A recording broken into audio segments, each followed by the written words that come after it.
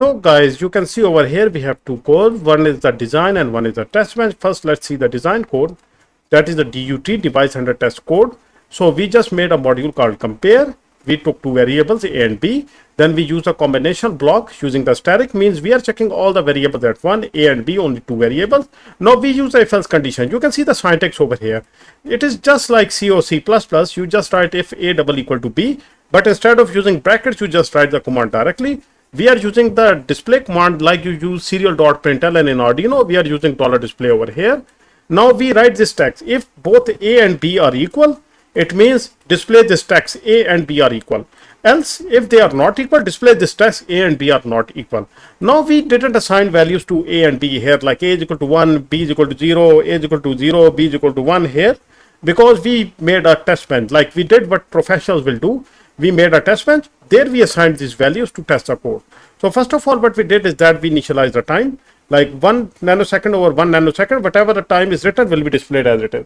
Then we made a module called test. Then again, we took correct two variables A and B because both were here as well. Then since we are using a test bench and this is a device under test, so we connected the ports. A of this test bench goes to A here. We connected the ports using this command. Then B will go to B. Like whatever the value of B is assigned, A is assigned over here, will be transferred over here to this variable and B to this variable. In this way, we do not need to change the DUT, device under test code. We will only change the test bench and it will automatically test the whole DUT. So that is the beauty over here. Then we made our test cases. First of all, we assigned A is equal to 0, B is equal to 0. Second test case, A is 1, A is 0, B is 1. Third case A is 1, B 0, and fourth case both are 1. Now here you can see that test case 1 and 4, A double equal to B. It means that test case number 1 and 4 will satisfy this condition. So this text needs to be displayed. While for the test cases 2 and 3, A and B are not equal. So this text should be displayed. Now we go down, you can see that for the test case 1, A and B are equal. For 2 and 3, they are not equal. And for the test case 4, they are equal. Hello guys, welcome to learning microcontrollers. In this lecture, I will be showing you how we can use the if-else statements or conditional statements called if-else in the Verilog. Verilog is a type of HDL, high descriptive language, which is mostly used to program the FPGA chips or is greatly used in the VLSI as well. So we will be writing a design code using the if-else, then we will be using device under test technique and we will write a test bench to test that code. In this way, we will be able to demonstrate to you how the if-else statement works by simply learning by doing. So we will be writing a code, a demonstration code, and you will see how it is written. Then you will do it yourself as well. And in this way, you will learn it in no time instead of going into the theories. So before wasting more time, let's get started. Okay, first of all, just open your browser, write down the EDA Playground. This window pops up, click on EDA Playground, wait.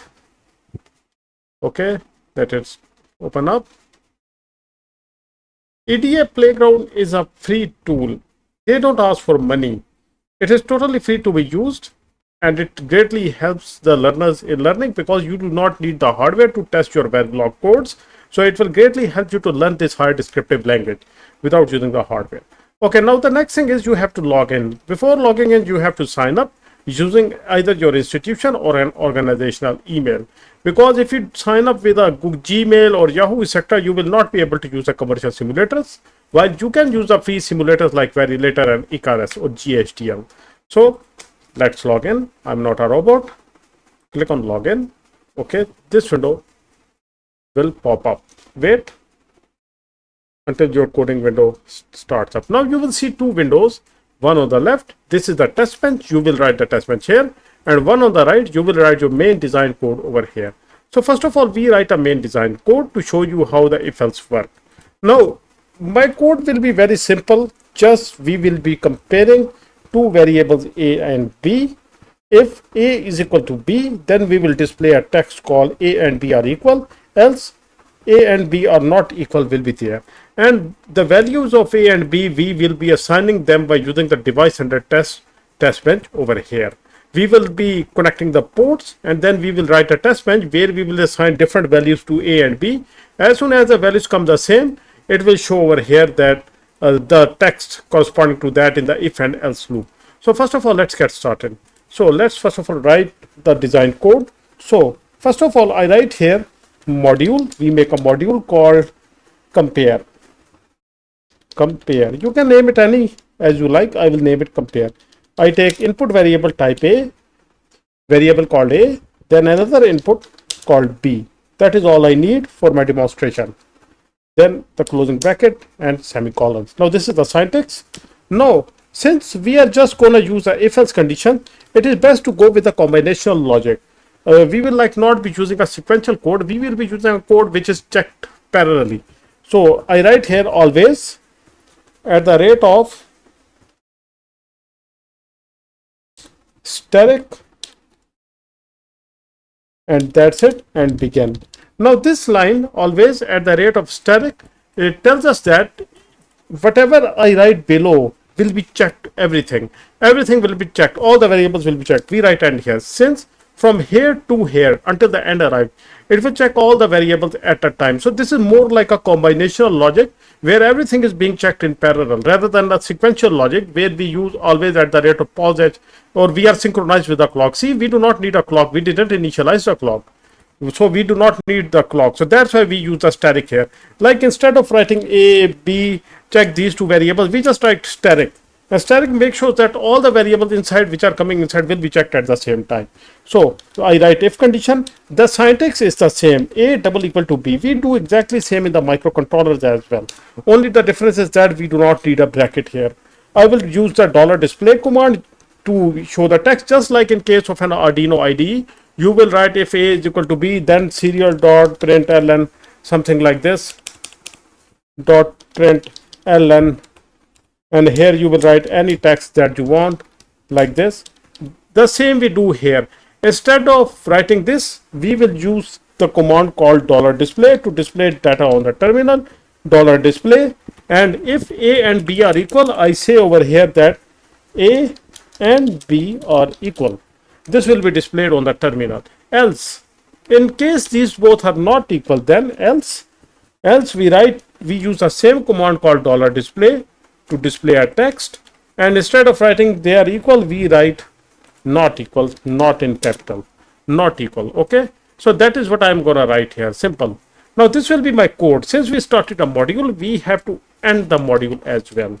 We end the module, and module, like this. Now guys, this is my complete code for the design side. Now you can see that I could have given values to A is equal to 1. To test this code, we will assign different values to A is equal to 1 and B is equal to 0. At this time, this have to go here, like this text should be displayed. But instead of writing these values one by one, I'm not going to write them here. I will be using the test bench to do the testing. Although we could do this, we could just write them over here as well, but this do not look professional. We will make it look professional by using the device under test code. We will write a test bench over here. Now let's write our test bench code. So it will be more professional to do it in a proper way. Okay, now my test bench code will be very simple. First of all, I will define my clock time scale 1 nanosecond by 1 nanosecond. This means that whatever time I write, like #5, it will be displayed #5. This is the unit time and this is the precision. If I write it picosecond, then it will be have 3 seconds. Like it will be showed like this in the test bench. Like whenever it will be showed on the terminal. Sorry for that. It comes this way because there is a difference of 3 zeros between nanosecond and the picosecond. So I just make it NS because we are not right now learning the timing. So this is the simple thing. Now we make a module called test, like this, and then 2 variables that we have already initialized. I name them the same. You can name anything in the test bench. It is not necessary that you name it exactly the same you have named over here, but to make our lives easy, we do that. Now we connect this test bench with the device under test. This code, this is the DUT code called device under test.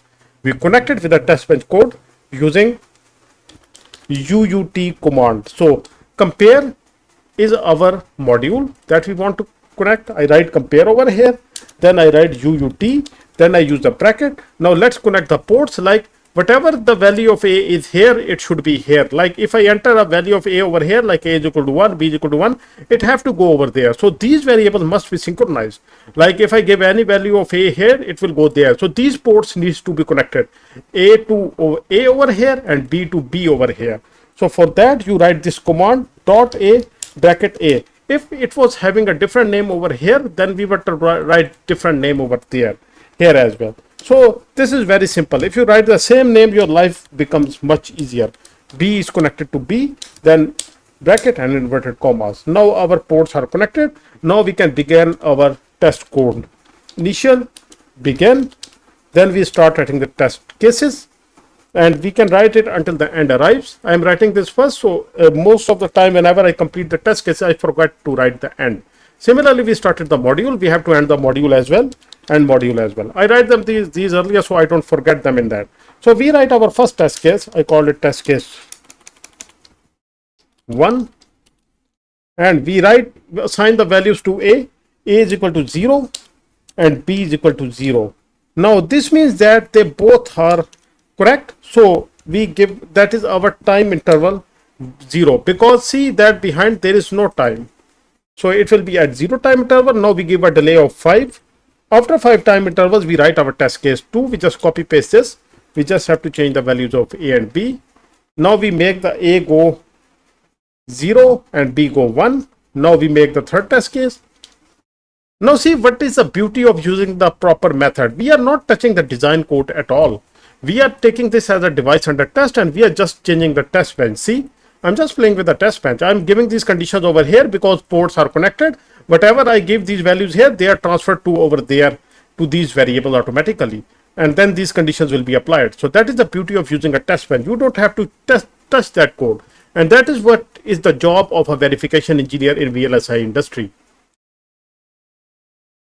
Okay, here we go. Then our fourth test case, you can write any values you want. We make both go 1. So A0, B0, A0. So both of these two will be go under the else condition as per our expectation. And first test case and the fourth test case will go under this condition because they are equal. So let's see what happens. Now, before we run the code, we have to go to the left, tools and simulators, select the simulator. Now, if you were signed up and signed in using your organizational or an institutional email, then you can use these commercial simulators and synthesizers. But if you were signed up using Gmail, etc., you can go with the Verilog Icarus or GHDL. So it's up to you. In my case, I will be using the Cadence Xilium. I click on it. Now see, again, it asks for the clock. This clock will be prioritized. You can remove this line as well because the clock can be assigned over here. So in my case, it is 1 nanosecond over 1 nanosecond, means whatever the time is will be taken as it is. No precision applied. Similarly, no precision over here as well. So we save our work. Then we will click on run. Okay, now see, it assigned a unique ID. You can just copy paste this link to anyone for debugging or for later use, etc. It will be available to you. We click on run now. Let's see if there is any error. Okay, no issue. Okay, the code worked perfectly. There you go. We got 4 conditions. A and B are equal at condition 0. That is the test case 1. That is perfect. A is equal to 0 and B is equal to 0. A and B are equal for the test case 1. That's perfect. Now for the second test space, A and B are not equal. This is this one. A is equal to 0 and B is equal to 1. See, the second test case, they are not equal because A is not equal to B. That is perfect. Now for the third test case, A and B are equal. Okay, this is the third test case. A is equal to 0 and B is equal to 1. So you can see over here, A is equal to 0 and B is equal to, oh sorry, A is equal to 0 and B is equal to 1.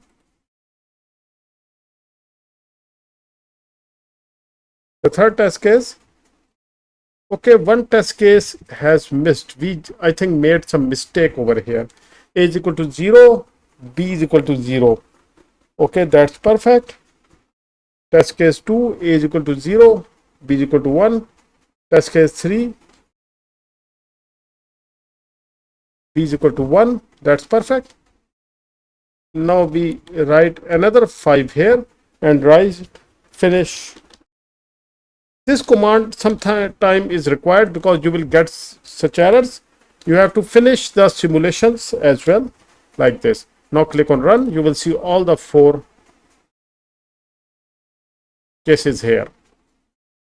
Wait.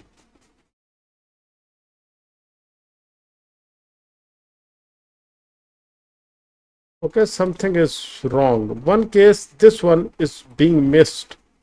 A is equal to 0 and B is equal to 1. Okay, we made a mistake here. See, we just wrote them to be the same. A is equal to 0 and B is equal to 1. We wrote them same. That's why it's a problem. So A was 0, B was 0. We just write it in a way of a truth table. 0, 0, 1, 1, 0, 1, 0, 1. Now, first case, both are equal because these both were same. So it will just show it one time. Either this or this, they both are same. Test case 2 and 3 were same. So that's why it showed only one, that they both are not equal. Now, what we do is that we will write it in a different way. Now, A is equal to 0, B is equal to 0, A is 0 and B is 1, A is 1 and B is 0, A is 1 and B is 1. So we click on run.